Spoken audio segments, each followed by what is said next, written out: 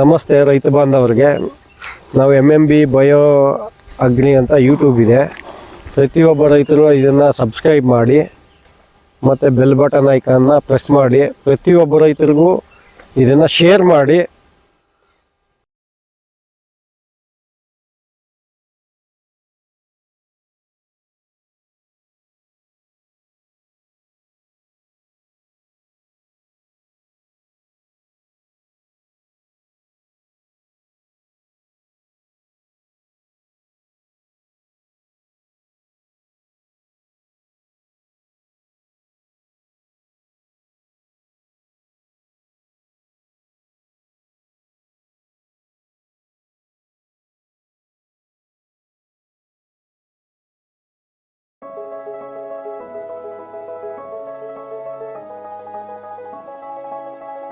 ಹಾಗೆ ಇವತ್ತು ವಿಷಯ ಏನಂದರೆ, ಇದಕ್ಕಿಂತ ಮೊದಲು ಒಂದು ವಿಡಿಯೋ ಮಾಡಿದ್ದೀವಿ.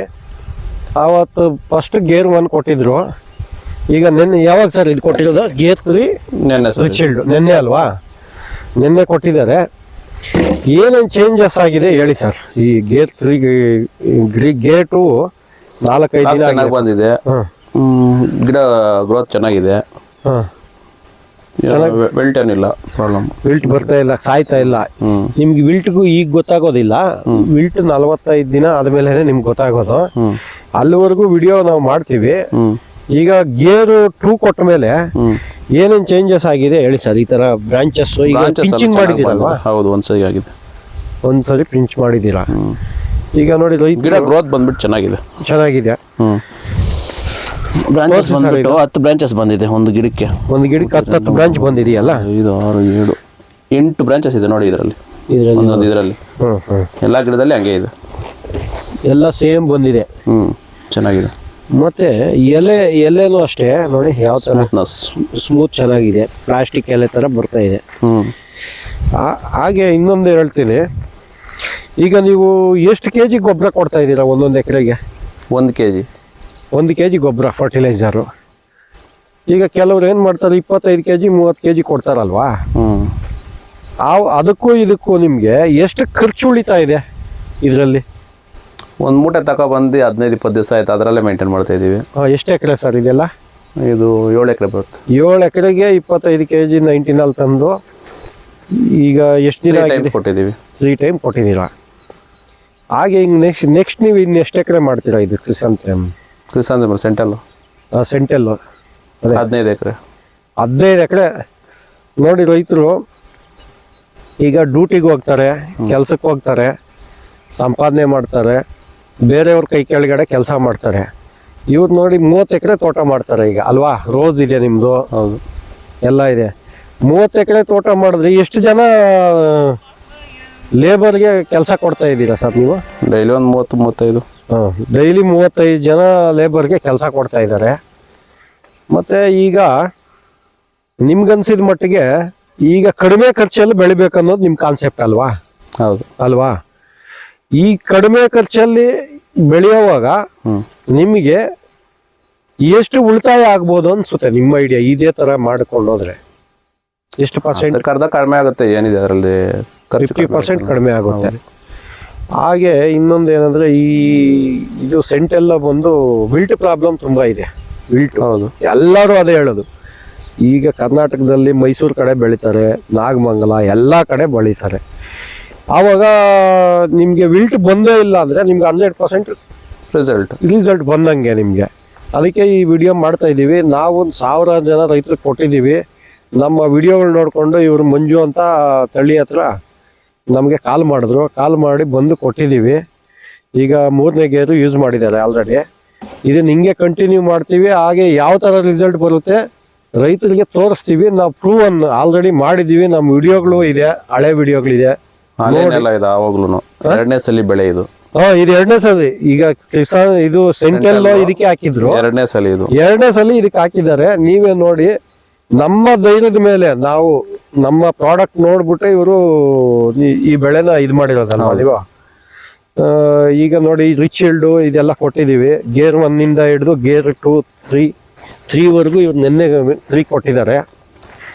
ಮತ್ತು 4, 5 ಕೊಟ್ಟ ಮೇಲೆ ಏನೇನು ಚೇಂಜಸ್ ಆಗುತ್ತೆ ನಾವು ತೋರಿಸ್ತೀವಿ ನಿಮಗೆ.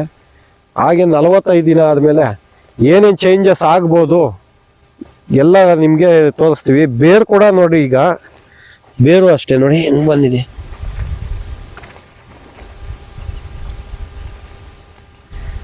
ನೋಡಿ ಬೇರು ನೋಡಿ, ಬೇರು ತೊಳೆದ್ರೆ ಗೊತ್ತಾಗುತ್ತೆ. ನೋಡಿ ರೈತರು ಅಬ್ಸರ್ವೇಷನ್ ಮಾಡಿ ನಮ್ಮ ಮೈಕ್ರೋಬ್ಸ್ ಕೊಟ್ಟ ಮೇಲೆ ನೋಡಿ ಬಿಳಿ ಬೇರೆ ಯಾವ ಥರ ಬಂದಿದೆ. ಇದು ಬ್ಲ್ಯಾಕ್ ಇತ್ತು ಫಸ್ಟಲ್ಲೆಲ್ಲ, ನೋಡಿ ಎಲ್ಲ ವೈಟ್ ಕಲರ್ ಬಂದಿದೆ ಬೇರು. ಬಾಕ್ಸ್ ನೋಡಿ ಎಲ್ಲ ಬಿಳಿ ಬೇರೆ ನೋಡಿ ಯಾವ ಥರ ಬಂದಿದೆ. ನೋಡಿ ವೈಟ್ ಎಲ್ಲ ವೈಟ್ ರೂಟ್ ಬಂದಿದೆ. ಬರುತ್ತೆ ವೈಟ್ ರೂಟ್ ಬಂದಾಗ ನ್ಯೂಟ್ರೆಂಟ್ ಅಪ್ಸ್ಟೇಕ್ ಆಗುತ್ತೆ, ಮತ್ತೆ ಸಮಗ್ರ ಪೋಷಕಾಂಶಗಳು ಗಿಡಕ್ಕೆ ಅಪ್ಸ್ಟೇಕ್ ಆಗುತ್ತೆ, ಗಿಡ ಚೆನ್ನಾಗಿ ಜೀವಾಣುಗಳನ್ನು ಉಪಯೋಗಿಸಿ ದಯವಿಟ್ಟು ಅಂತ ನಾನು ಹೇಳ್ತಾ ಇದ್ದೀನಿ. ಹಾಗೆ ಪ್ರತಿಯೊಂದು ಬೆಳೆಗೂ ಇದನ್ನ ಯೂಸ್ ಮಾಡಿ, ಕೆಮಿಕಲ್ ಮುಕ್ತ ಬೇಸಾಯ ಮಾಡಿ, ಆರ್ಗಾನಿಕ್ ಸಸ್ಟೈನಬಲ್ ಅಗ್ರಿಕಲ್ಚರ್ ಮಾಡಿ ಅಂತ ನಾನು ಹೇಳ್ತಾ ಇದ್ದೀನಿ. ಈ ಫ್ಲ್ಯಾಟ್ ಏನಿದೆ, ಈಗ ಇವರು 30 ಎಕರೆ ಮಾಡ್ತಾ ಇದ್ದಾರೆ. ಈಗ ಇವರು ಅಷ್ಟು ಈಸಿಯಾಗಿ ನಂಬೋದಿಲ್ಲ. ಪ್ರತಿಯೊಬ್ಬರು ರೈತರು 30 ಎಕರೆ ಹಾಕಿದಾಗ ಯೋಚನೆ ಮಾಡ್ತಾರೆ, ಯೂಸ್ ಮಾಡಬೇಕಾ ಬೇಡವಾ. ಹಾಗೆ ಇವರು ಈಗ ಯಾವ ಡೇಟ್ಗೆ ಇದು ಮಾಡ್ತೀರಾ ಸರ್ ನೆಕ್ಸ್ಟು ಹೊಸ ಪ್ಲ್ಯಾಂಟ್? ಜನವರಿ 20ಕ್ಕೆ 15 ಎಕರೆ ಪ್ಲ್ಯಾನ್ ಮಾಡಿದ್ದಾರೆ. ಈಗ ಅದು ಸೆಂಟೆಲ್ಲೋನೇ ಹಾಕ್ತೀರಾ ನೀವು. ಈಗ ನಿಮಗೆ ನಮ್ಮ ಪ್ರಾಡಕ್ಟ್ ಈಗ ಯೂಸ್ ಮಾಡಿದಾಗ ಮೊದಲಿಗೆ ಇವಾಗ ಏನು ಅನಿಸುತ್ತೆ ನಿಮಗೆ? ಅದೊಂದು ವಿಚಾರ ಹೇಳಿ. ಗ್ರೋತ್ ಚೆನ್ನಾಗಿದೆ, ಗಿಡ ಬೇಕಾಗಿರೋದು ಗ್ರೋತ್, ಖರ್ಚು ಕಡಿಮೆ, ರೂಟ್ ಡೆವಲಪ್ಮೆಂಟ್ ಚೆನ್ನಾಗಿದೆ. ಹಾಗೆ ನೋಡಿ ಇದು ಈಗ 30 ಎಕರೆ ರೈತರೇ ಇದನ್ನು ಯೂಸ್ ಮಾಡೋದಕ್ಕೆ ಮುಂದೆ ಬಂದಾಗ ನೀವು ಪ್ರತಿಯೊಬ್ಬರು ಸಣ್ಣ ಪುಟ್ಟ ರೈತರು 1 ಎಕರೆ 2 ಎಕರೆ ಇರೋರು ಇದನ್ನ ಉಪಯೋಗಿಸ್ಕೊಳ್ಳಿ. ಹಾಗೆ ಈ ಮೈಕ್ರೋಬ್ಸ್ ಬಗ್ಗೆ ನಿಮ್ಗೆ ಏನು ಐಡಿಯಾ ಬಂತು ಇವಾಗ ತಿಳಿಸಿ ಸರ್. ನಿಮಗೆ ಡೆವಲಪ್ಮೆಂಟ್ ಚೆನ್ನಾಗಿದೆ ಸರ್, ಏನು ತೊಂದರೆ ಇಲ್ಲ. ಮೈಕ್ರೋಬ್ಸ್ ಇದ್ದೇನೆ ಏನಾದ್ರೂ ಡೆವಲಪ್ಮೆಂಟ್ ಆಗೋದಿಲ್ಲ ಅಂದರೆ ಎಲ್ಲಾಗುತ್ತೆ ಡೆವಲಪ್ಮೆಂಟು. ಗಿಡ ಇಟ್ಟಿರೋದು ಗಿಡ ಹಂಗೆ ಇರುತ್ತೆ. ಹಾಕಿರೋದ್ರಿಂದ ಒಂದು ಐಡಿಯಾ ಬರುತ್ತೆ. ಇದು ಅದರಿಂದ ಎಕ್ಸ್ಪೆರಿಮೆಂಟ್. ಇವಾಗ ಹಾಕಿದಿರಲ್ವಾ ನೀವು, ಆವಾಗ 40-45 ದಿನದಾಗ ಫ್ಲವರ್ ಬರೋ ಸ್ಟೇಜ್ಗೆ ನಿಮಗೆ ಗೊತ್ತಾಗುತ್ತೆ. ಹೌದು ಅಂತ ನೀವು ಹೇಳೋದು. ಅದೆಲ್ಲ ಹೊಸನಲ್ಲ, ಅದೇನು ತೊಂದರೆ ಇಲ್ಲ. ಅದು ಹೊಸನೆಲ್ಲ. ಅದು ಈಗ ಅದಕ್ಕೆಲ್ಲ ಗೊಬ್ಬರ ಏನು, ಅದು ತಿಪ್ಪೆ ಗೊಬ್ಬರ ಹಾಕಿದ್ದೀರಾ ನೀವು? 1 ಎಕರೆಗೆ ಎಷ್ಟು ಲೋಡ್ ತಿಪ್ಪೆ ಗೊಬ್ಬರ ಹಾಕಿ? 6 ಲೋಡು. ಮತ್ತೆ ನೀವು ಈಗ ಈ ಪೇಪರ್ ಹಾಕ್ಲಿಲ್ಲ, ಯಾಕೆ? ಇದು ಎಲ್ಲರೂ ಪೇಪರ್ ಹಾಕ್ತಾರಲ್ವಾ? ಅದೇನು ನನಗೆ ಪೇಪರ್ ಹಾಕಿ ಅಭ್ಯಾಸ ಇಲ್ಲ ಸರ್. ಹಿಂಗೆ ಹಾಕಿದ್ರೇನೆ ಕರೆಕ್ಟ್ ಆಗಿರೋದು ಸಾಮಂತಿ. ಕಳೆಗೋಸ್ಕರ ಹಾಕ್ತಾರೆ, ಅದು ಹಾಕಿದ್ರೆ ಅದು ವರ್ಕೌಟ್ ಆಗೋದಿಲ್ಲ. ಹಾಕೋದೊಂದು ಕೆಲಸ ಆದರೆ ಅದು ತೆಗಿಯೋದೊಂದು ಕೆಲಸ. ಹಬೆ ಜಾಸ್ತಿ ಆದರೆ ಅದೇನೋ ಐಡಿಯಾ ಇಲ್ಲ. ಹಬೆ ಜಾಸ್ತಿ ಆದರೆ ಗಿಡ ಹೋಗ್ಬಿಡುತ್ತೆ. ಆಗ ಡಬಲ್ ಕೆಳಗಡೆನೂ ಹಬೆ ಬರುತ್ತೆ, ಮೇಲ್ಗಡೆಯಿಂದ ಸೂರ್ಯ ಜಾಸ್ತಿ ಮಧ್ಯಾಹ್ನ ಹೊತ್ತು ಜಾಸ್ತಿ ಡಿಗ್ರಿ ಟೆಂಪ್ರೇಚರ್ ಜಾಸ್ತಿ ಆಗುತ್ತಲ್ಲ, ಅವಾಗ ಇದೆ ಪ್ರಾಬ್ಲಮ್. ನೋಡ್ರಿ, ಇವರು ಸೆಂಟೆಲ್ಲೋಗೆ ಪೇಪರು ಹಾಕ್ಲಿಲ್ಲ, ಮಾಡಿದ್ದಾರೆ. ಕಳೆಗೆ ಸ್ವಲ್ಪ ಖರ್ಚು ಬರ್ಬೋದು ಇದರಿಂದ. ಕಿತ್ಕೊಂತಾರೆ, ತೊಂದರೆ ಇಲ್ಲ, ಕಿತ್ಕೊಳ್ತಾರೆ. ಹಾಗೆ ನೀರು ಕೂಡ ಜಾಸ್ತಿ ಆದ್ರೆ ಇದರಲ್ಲಿ ಗೊತ್ತಾಗುತ್ತೆ. ಹೌದು, ಅದ್ರಲ್ಲಿ ಗೊತ್ತಾಗೋದಿಲ್ಲ. ಹಾಗೆ ಲೇಬರ್ಗೂ ಕೂಲಿ ಸಿಕ್ತಂಗೆ ಆಗುತ್ತೆ ಅಲ್ವಾ? ನಮ್ಮಿಂದ ನಾವು ದಿನ ಊಟ ತಿನ್ಕೊಂಡಿರ್ಲಿ, ಊಟ ಹಾಕ್ದಂಗೆ ಆಗುತ್ತೆ ಅವ್ರಿಗೆ. ನೋಡಿ, ಈ ತರ ಮನೋಭಾವ ಇರ್ಬೇಕು ರೈತರಿಗೆ. ಎಲ್ಲರಿಗೂ ಪ್ರತಿಯೊಬ್ಬರಿಗೂ ಕೆಲಸ ಸಿಗಬೇಕು, ಊಟ ಸಿಗ್ಬೇಕು ಅನ್ನೋದೇ ಕಾನ್ಸೆಪ್ಟು. ಹಾಗೆ ನೆಕ್ಸ್ಟು ನಾವು ಈಗ 25 ದಿನ ಆಗಿದೆ. ನೆಕ್ಸ್ಟ್ ಇನ್ನೊಂದು 10-15 ದಿನದಲ್ಲಿ ಇದೇ ಪ್ಲಾಟ್ನ ಇದೇ ಜಾಗದಲ್ಲಿ ವಿಡಿಯೋ ಮಾಡ್ತೀವಿ, ನೋಡ್ಬೋದು ನೀವು. ಥ್ಯಾಂಕ್ಸ್. ನೋಡಿ ರೈತರು, ಹಾಗೆ ಮೊನ್ನೆ ಟೈಮ್ ಇದನ್ನು ವಿಡಿಯೋ ಮಾಡಿದ್ದೀವಿ ನಾವು. ಈಗ ತುಂಬ ಮಂಜು ಬೀಳ್ತಾ ಇದೆ, ಕೋಲ್ಡ್ ಆಗಿದೆ. ಅದರಿಂದ ನಾನೊಂದು ಟಿಪ್ಸ್ ಕೊಟ್ಟಿದ್ದೆ ರೈತರಿಗೆ, ಯಾವ ಥರ ವರ್ಕ್ ಆಗಿದೆ ಅಂತ ಅವರೇ ಹೇಳ್ತಾರೆ. ಹೇಳಿ ಸರ್, ನೀವು ಏನು? ಮೊನ್ನೆ ಸಲ್ಫರು ಕ್ಯಾಲ್ಸಿಯಂ ನೈಟ್ರೇಟು 2 ಬಿಡೋದು ಕೇಳಿದ್ರು, ಬಿಟ್ಟಿದ್ದೆ. ಆದರೆ ಚೆನ್ನಾಗಿ ಬಂದಿದೆ ಸರ್. ಏನು ಸಲ್ಫರ್ 1 ಎಕರೆಗೆ ಎಷ್ಟು ಕೊಟ್ರಿ ನೀವು? 3 kg ಕೊಟ್ಟಿದ್ದೀನಿ ಎಕರೆಗೆ 3 kg ಸಲ್ಫರ್ ಕೊಟ್ಟಿದ್ದಾರೆ. 3 kg ಮುಖಾಂತರ. ಹೌದು, ಡ್ರಿಪ್. ಮತ್ತೆ ಕ್ಯಾಲ್ಸಿಯಂ ನೈಟ್ರೇಟ್ 3 kg. 3 kg ಕೊಟ್ಟಿದ್ದಾರೆ. ಸಪ್ರೇಟ್ ಓಕೆ, ಸಪ್ರೇಟ್ ಈ ಒಂದು ದಿನ ಇದು ಕೊಟ್ಟಿದ್ದಾರೆ. ಆವಾಗ ನೋಡಿ ಯಾವ ತರ ಫ್ಲವರ್ ಬಂದಿದೆ, ಮತ್ತೆ ಲೀಫು ಅಷ್ಟೇ ಫುಲ್ ಡಾರ್ಕ್ ಗ್ರೀನ್ ಬಂದಿದೆ. ಯಾಕೆ ಕೊಡಬೇಕು ಅಂದರೆ ಈ ಜೈಲಮ್ ಪ್ಲೋಯಮ್ ಅನ್ನೋದು ಸಪ್ಲೈ ಆಗೋದಿಲ್ಲ ಕೋಲ್ಡ್ ಇದ್ದಾಗ. ಅದಕ್ಕೆ ನಾನು ಹೇಳ್ಬಿಟ್ಟು ಹೋಗಿದ್ದೆ, ಇದು ನೋಡಿ ಸರ್ ತುಂಬ ಹೂವು ಇದೆ, ಈ ಥರ ಮಾಡ್ಕೊಳ್ಳಿ ಅಂತ. ತುಂಬ ಚೆನ್ನಾಗಿ ಬಂದಿದೆ. ರೈತರು ಇದನ್ನು ಈ ಕೋಲ್ಡ್ ಟೈಮಲ್ಲಿ, ಈಗ ಕೆಲವರೆಲ್ಲ ಕ್ಯಾಲ್ಸಿಯಂ ಕೊಟ್ರೆ ಕೋಲ್ಡ್ ಅಂತಾರೆ. ನೀವು ಹಂಗೆ ಅಲ್ವಾ ಹೇಳಿದ್ದು? ಹೌದು, ಕ್ಯಾಲ್ಸಿಯಂ ಕೊಡಿ ಅಂದ್ರೆ ಕೋಲ್ಡ್ ಅಂದ್ರು. ಒಂದಂಗಡಿ ಅವ್ರು ಹೆಂಗ್ ಹೇಳ್ತಾರೆ ನಾವು ಹಂಗೆ ಕೇಳಬೇಕು. ಕ್ಯಾಲ್ಸಿಯಂ ಕೋಲ್ಡ್ ಅಲ್ಲ ಅಂತ ಆಮೇಲೆ ಹೇಳಿದ ಮೇಲೆ ಗೊತ್ತಾಯ್ತು. ಏನೋ ಇದಾಗಿಲ್ಲ. ಕ್ಯಾಲ್ಸಿಯಂ ಅನ್ನೋದು ಸುಣ್ಣ. ಹೌದು, ಕ್ಯಾಲ್ಸಿಯಂ ಕೊಟ್ರೆ ಹೀಟ್ ಬರುತ್ತೆ ಗಿಡ. ಬಿಸಿ ಬಂದಾಗ ಜೈಲಮ್ ಪ್ಲೋಯಮ್ ಚೆನ್ನಾಗಿ ಸಪ್ಲೈ ಆಗಿ ನೋಡಿ ಗಿಡ ಕಲರ್ ನೋಡಿ, ಹೂವು ಕಲರ್ ನೋಡಿ ಆಗುತ್ತೆ.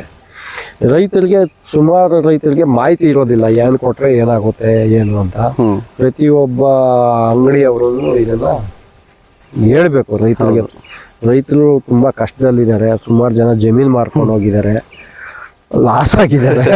ಎಷ್ಟೋ ಜನ ಎಲ್ಲ ಇದೆ, ಒಡವೆ ಇಟ್ಬಿಟ್ಟು ಮಾಡ್ತಾರೆ. ಈಗೆಲ್ಲ ನೋಡಿಕೊಂಡು ಪ್ರತಿಯೊಬ್ಬ ಅಂಗಡಿಯವರು ರೈತರಿಗೆ ಒಳ್ಳೆ ಸಲಹೆ ಕೊಡಬೇಕು ದಯವಿಟ್ಟು ಅಂತ ನಾನು ಕೇಳ್ಕೊಳ್ತೇನೆ. ಹಾಗೆ ಮುಂದುವರೆದ ಭಾಗವಾಗಿ ರೈತರು ಅಷ್ಟೇ, ಯಾವ್ಯಾವ್ದು ಕರೆಕ್ಟ್ ಇದೆ ಯಾವ್ಯಾವ್ದು ಕರೆಕ್ಟ್ ಇಲ್ಲ. ಈಗ ಯೂಟ್ಯೂಬಲ್ಲಿ 100 ವಿಡಿಯೋಗಳು ಬರುತ್ತೆ, ಎಲ್ಲ ನೋಡ್ಬಿಟ್ಟು ಎಲ್ಲ ಮಾಡೋಕೆ ಹೋಗ್ಬೇಡಿ. ಯಾವ್ದು ಕರೆಕ್ಟು ಯಾವ್ದು ಕರೆಕ್ಟ್ ಇಲ್ಲ ನೋಡಿಕೊಂಡು ಮಾಡಿ ರೈತರಿಗೆ ಅಂತ ನಾನು ಹೇಳ್ತಾ ಇದ್ದೀನಿ. ಹಾಗೆ ಇವರು 30 ಎಕರೆ ಮಾಡ್ತಾರೆ. ಇವ್ರ ಅನುಭವ ಲಾಸ್ಟ್ ಇಯರು ಕೇಳಿ ಏನಾಗಿತ್ತು ಸರ್? ಏನೇನು ಬೆಳೆ ಇಟ್ಟಿದೆ ಸರ್ ನೀವು ಲಾಸ್ಟ್ ಇಯರು? ಕೋಸ್ 15 ಎಕರೆ ಒಂದ್ಸಲಿ, 10 ಎಕರೆ ಒಂದ್ಸಲಿ, 2 ಬ್ಯಾಚ್ ರೇಟ್ ಸಿಗ್ಲಿಲ್ಲ.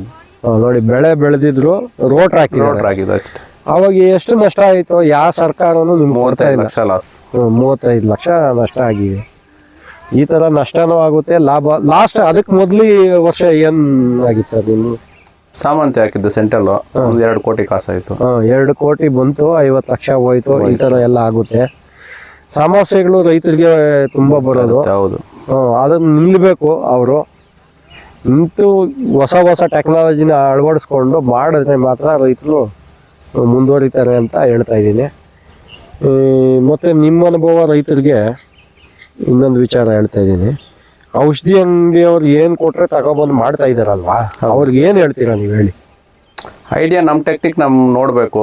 ಅವ್ರು ಹೇಳಿದ್ದೆ ಮಾಡ್ತಿದ್ರೇನು ವರ್ಕೌಟ್ ಆಗೋದಿಲ್ಲ, ಕಾಸ್ಟ್ ಜಾಸ್ತಿ ಆಗುತ್ತೆ. ಪರ್ಸೆಂಟೇಜ್ ಯಾವ್ದು ಜಾಸ್ತಿ ಬಂದರೆ ಅದು ಕೊಡ್ತಾರೆ ಅವರು. ಅವ್ರು ದುಡ್ಡು ಮಾಡೋಕೆ ನೋಡ್ತಾರೆ ಹೊರತು ರೈತ ಯಾವತ್ತೂ ಲಾಭದಾಯಕ ಇಲ್ಲ. ಹೌದು, ಕರೆಕ್ಟಾ? ಇನ್ನೊಂದು ಅವ್ರಿಗೆ ಲಾಭ ಟೆಕ್ನಿಕ್ ನಾವು ನೋಡಬೇಕು. ಒಬ್ಬರನ್ನ ಕೇಳಬೇಕು, ಒಬ್ರು ತೋಟ ನೋಡಿ ಕಲ್ಕೋಬೇಕು, ನಾವು ಕಲಿಬೇಕು. ಹೌದು, ಅಲ್ಲಿಗೆ ರೈತರು ತೋಟ ಓಡಾಡಬೇಕು. ಹೌದು, ಅದರಿಂದ ಖರ್ಚೇನಿಲ್ಲ, ಪೆಟ್ರೋಲ್ ಖರ್ಚು ಮಾತ್ರ. ಹೌದು. ಈ ತರ ನೋಡಿ. ಇವ್ರದ್ದು ನಿಮ್ಮ ಅಡ್ರೆಸ್ ಹೇಳ್ಬಿಡಿ ಸರ್, ಈ ತೋಟದ ಅಡ್ರೆಸ್. ಸಂಗೇನಹಳ್ಳಿ ವಿಲೇಜ್, ತಳಿ ಪೋಸ್ಟ್, ಡೆಗ್ನಿಕೋಟ ತಾಲೂಕು, ಕೃಷ್ಣಗಿರಿ ಡಿಸ್ಟಿಕ್, ತಮಿಳ್ನಾಡು. ನೋಡಿ ಇಲ್ಲಿ 30 ಎಕರೆ ಮಾಡ್ತಾ ಇದ್ದಾರೆ. ಬಂದು ಯಾವುದೇ ಒಬ್ಬ ರೈತ ನೋಡ್ಕೊಂಡು ಹೋಗ್ಬೋದು. ಒಳ್ಳೆ ಮಾಡ್ರನ್ ಫಾರ್ಮ್ ತರ ಇದೆ, ಫ್ಯಾಕ್ಟ್ರಿ ತರ ಮಾಡಿದ್ದಾರೆ. ಪ್ರತಿಯೊಬ್ಬ ಲೇಬರ್ ನೋಡಿ, ಆ ಕಡೆ ಲೇಬರ್ ಇದು ಮಾಡ್ತಾ ಇದ್ದಾರೆ, ತೋರಿಸಿ ಸರ್ ಆ ಕಡೆ ಲೇಬರ್. ಪ್ರತಿಯೊಬ್ಬ ರೈತರು ಬಂದು ನೋಡ್ಬೋದು, ಇಲ್ಲಿ ನೋಡ್ಬಿಟ್ಟು ಅಳವಡಿಸ್ಕೊಬೋದು.